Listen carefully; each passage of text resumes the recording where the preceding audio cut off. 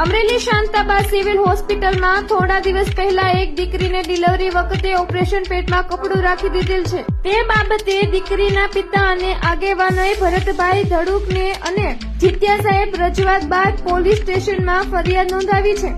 ત્યાર પછી 10 દિવસ પછી ફરીથી સામાજિક કાર્યકરો અમરેલી સિવિલ હોસ્પિટલ મુલાકાતે ગયેલ ત્યારે ડોક્ટર જે સિવિલના હેડ કહેવાય તે જીત્યા સાહેબની મુલાકાત લીધેલ અને ઇતિહાસ આવે એવું જણાવ્યું કે જે ડોક્ટર ભૂલ કરી હશે તેને તપાસ કરવામાં આવશે અને કમિટી બેસાડીને જે કમિટી નિર્ણય લેશે તેના આધારે આ ડોક્ટરે જે ભૂલ કરી છે તેને ઉપર કાયદેસર કાર્યવાહી કરવામાં આવશે।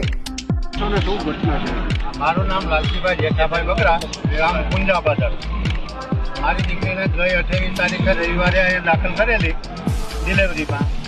તો રવિવારના દિવસ અને 29 તારીખે બેબીનો જન્મ થયેલો, પણ ઘોર બેદરકારીથી રામ ભરોસે આ લોકોએ ડિલિવરી કરાવી અને યોની માર્ગની અંદર કપડું રહી જવાથી ટાંકા લઈ લીધા। ત્યારબાદ 8 દિવસ અમે ઘરે રાખી તો એના અસંખ્ય તકલીફ અંદર ઉપડી। ત્યારબાદ અમે પ્રાઇવેટમાં લઈ ગયા, ત્યાં એ બધું ઓપરેશન કરી કાઢ્યું। 15 દિવસ દાખલ રાખેલ, હજી હાલ તબિયત ખરાબ છે। કેટલો ખર્ચો થયો પ્રાઇવેટમાં? હવે એ તો આ ઘડી કાંઈ આપ્યું નથી એને। તમારે કેટલો? અમારે ખર્ચો તો થાય ને, પ્રાઇવેટમાં લઈ જઈએ કેટલો થયું? 25,000નો ખર્ચો થયો છે। હવે બનાવમાં તો એવું છે કે આપણે જ્યારે આપણને સોશિયલ મીડિયાના માધ્યમથી ખ્યાલ આવ્યો કે એક બેનને ડિલિવરી ટાણે અમરેલી સિવિલ હોસ્પિટલમાં લઈ આવ્યા હતા, ત્યાર પછી એમને ડિલિવરી થઈ ગઈ। ડિલિવરી થયા પછી એમના પેટમાં એક કોટન એટલે કે કપડું રહી ગયેલું હતું।